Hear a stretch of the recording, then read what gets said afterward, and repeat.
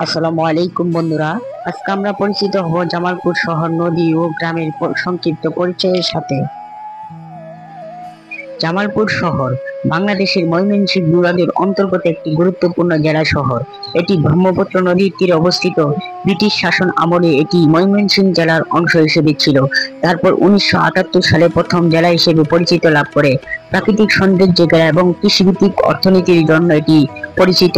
শহরের পাশ দিয়ে বয়ে যাওয়া ব্রহ্মপুত্র নদী শুধু সৌন্দর্যের অংশ নয়, স্থানীয় কৃষি এবং পরিবেশের জন্য গুরুত্বপূর্ণ ভূমিকা পালন করে। গ্রামের কাঁচা রাস্তা, গাছপালা ও শান্ত প্রকৃতি মিলে অপূর্ব পরিবেশ সৃষ্টি করেছে।